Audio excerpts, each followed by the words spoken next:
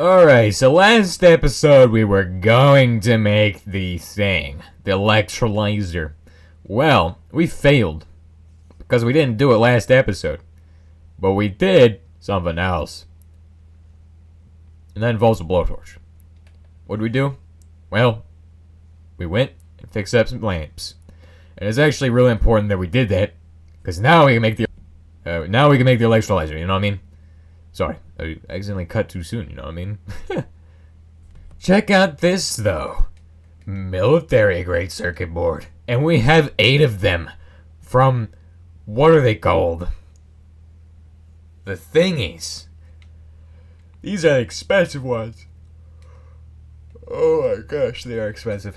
Like, what are these? Like 16 for each one? And maybe 32 for each one? Oh. I feel like enemies at some point should just start spawning with like power armor and stuff. And like scale up to you, I don't know. Power armor and assault rifles. Like skeletons. Imagine the skeletons when they're with power armor and assault rifles. But I'm not sure how you would implement that. That'd be whack. And very terrifying. Dude, can you imagine just getting blasticated by skeletons with shotguns and stuff? What? That is terrifying. That is terror. Let's just keep going. Let's keep going. Dude, I want to find more lamps. And I don't know if there's more lamps out here. I'm going to have to sweep the whole island to find them, but not right now, because we are about to go make some important machinery, which is more important than getting more circuits. Or is it? I don't know. You'll have to find out in the next 5 minutes if I find another lamp.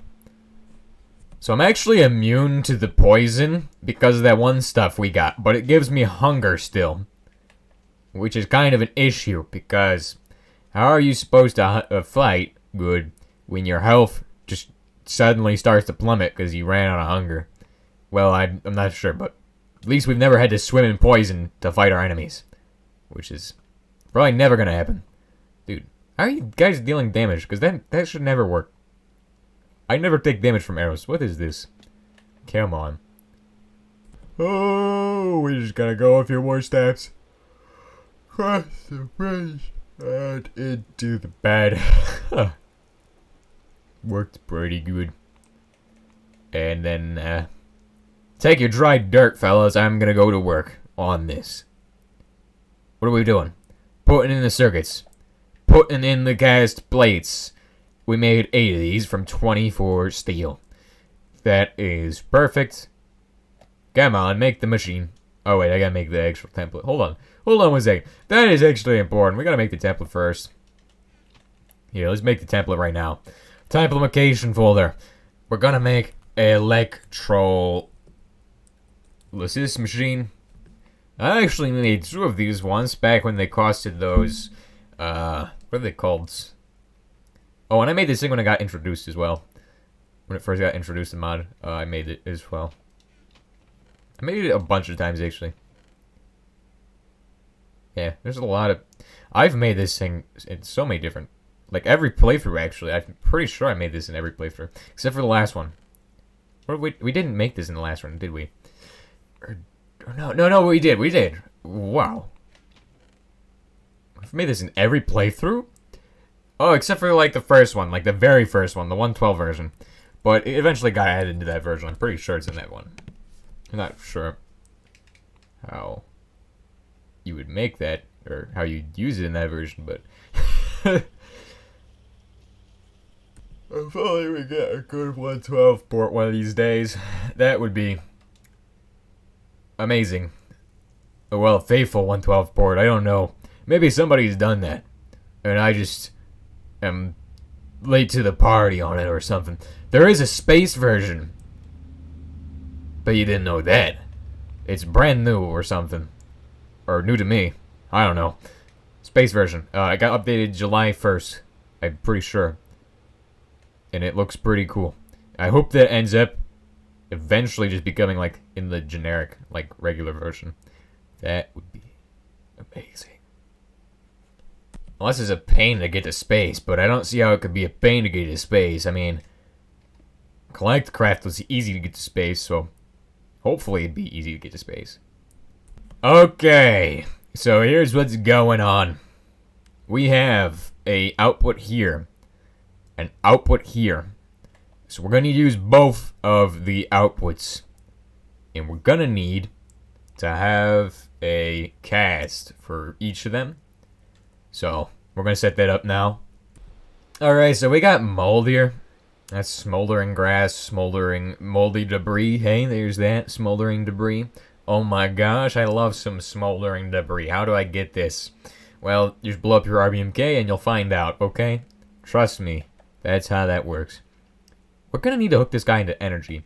And that's always the thing that's really a pain to do with this guy, is getting him to hook into energy on one side.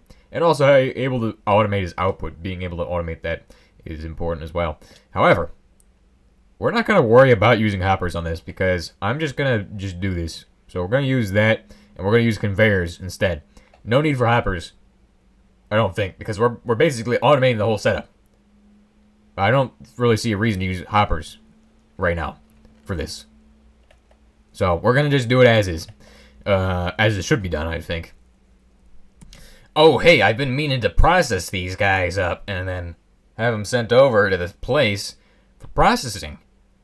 I think I'll go ahead and actually get these guys processed up. Because I want to make dash, and I actually have a lot of stuff for making dash. Like, I'm actually clogging the chemical plant right now with mercury and light oil, which is rare because usually I don't have enough mercury.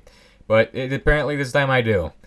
So we're going to need to hook this up down here. So it looks pretty painful to do, but don't worry, that is going to be pretty easy. We just got to connect it in and hope everything is connected correctly, which, I mean, is not too difficult. So now it's hooked in and it doesn't have enough energy because it takes a lot of energy to run that. And it takes a lot of energy to run that. And is that guy even connected? Or is he? He's connected. Yeah, he is. Okay, then. Well, I think it's about time we turn on our diesel generator. Y'all know I like diesel generator, but, yeah, we just ran out of power and, like, everything? Yeah. Okay, turn on diesel generator, then. That will do. Because we're clogged on naphtha, anyway. This, I think, will be enough to get it started, to fill it up. And then, for actually powering it, you need the RBMK. It's just what you need. It's an RBMK. And you can see here, these guys really need energy. Oh, okay. Well, that's an issue, isn't it? Because this guy's charging really slowly. Well, let me go ahead and get the RBMK set up. Giga Steam, let's go!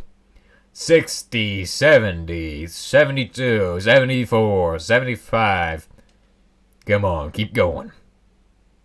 Glorious industry. I can see it all the way from here. I can smell it in New York City. Beautiful. We're going to pull these to 100 because I don't think I've ever done that before. I want to see what happens when we pull them to 100. Does it get up to like 2 billion degrees Fahrenheit or something stupid? Because I would be very happy if it does. 30, 83, 84, 80, 85. Come on, keep going. 84,000 steam. He is not going up anymore. Unless these corner ones get up to even higher temperatures. No, they won't. Oh my. We could get this guy way higher up there, I think. I don't think his low pressure steam can keep up, though. 200. Yeah, it's going up. It's going up. Okay. We'll check and see how much energy that's actually probably filling these guys up really quickly. Yeah, it's plus 5 kilo HE per tick for each of them. Which is not a lot. Like, this is producing 42 kilo HE. I think I've had setups that produce 1 million HE before. I don't remember when that was. We can figure that out later. We can probably turn off that diesel generator right now. I don't want to leave the RBMK out of my sight, though. Well, it's running. So, if it's going to be running, I'm going to have to shut it down. That's just how that's going to go. So these guys are going to have conveyor ejectors on them. Oh, wait, we need another one. Okay, we're going to have to shut down the RBMK, actually. Probably for a second. Let's go. Let's just go really fast. You know, I think we'll be fine, basically, if I just run across the river. It won't unload those chunks, I don't think. Because I think I have, like, I don't know, pretty good render distance or something. That doesn't really affect it though, does it? Those chunks just need to be loaded. Not really render distance, just chunk loading. We need to make sure we get this guy undone too. Come on, come on, come on. Quicker, faster. Shut him down. Perfect. The actual coal gasoline is clogged, by the way. Just want to let you all know that, even though it's not really that important. Oh, right, we need to make the actual thing. I need bricks again. Oh, dang, they're in the assembly machine. Well, this should be a piece of cake because we got everything we need, right? Let me go ahead and introduce you all to how we're supposed to do this, alright? So, pretty simple. We are gonna make 1, 2, 3, 4. 1, 2, 3, 4. 1, 2. Boom. Take that. Put it into here. Put ingots into here. 1 ingot. Switch them around. Perfect. 1, 2. Done. And then we need slabs, which we have 2 slabs. I mean, it's way more than we need, but that's fine. We'll just make 1 of them, and that's all we need, because we're only gonna do 2 of these or whatever. So we're gonna install these on the edges, on the ends of these, and then just do that. Boom, boom. That's basically done, and then all of this will go to one spot, which will be a collection drum on this side. But of course, there's also a wonderful thing about this machine that you can place conveyors in there. That's right. This machine you can place conveyors in. So, yeah. You didn't expect me to do this.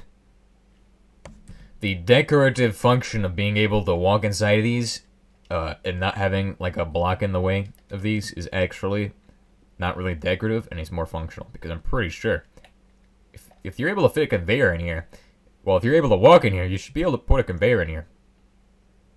And I mean, I guess it makes sense to put a conveyor in there, doesn't it? See, this is the best machine ever now. It's the first machine that I can put a conveyor in. Amazing. And we're gonna do something like that. And on this side, we're gonna do something like this.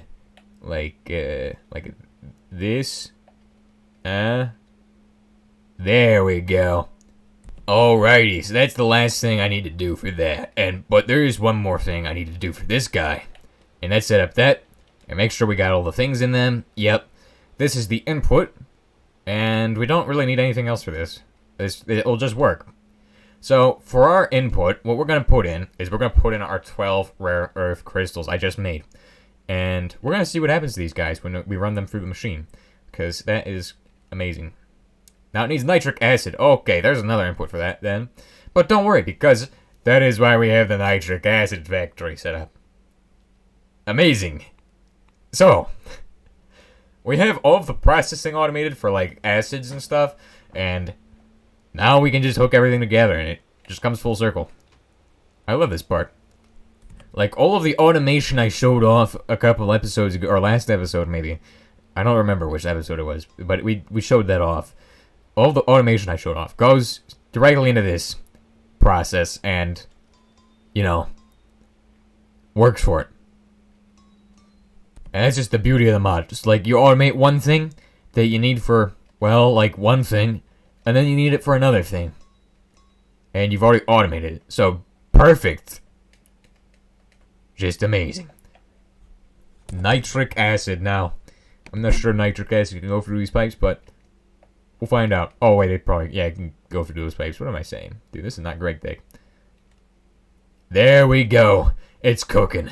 It's doing electrolysis, which I theorized that this is a partition setup before, but in the last playthrough, actually, I theorized that this would be a partition setup. No clue how this works. It's magic to me, as far as I know. Well, actually, who cares?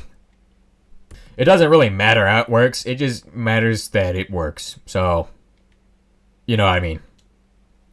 There is one more thing we need to set up, and that's actually another one of these ejectors, which is gonna be for, well, dash powder.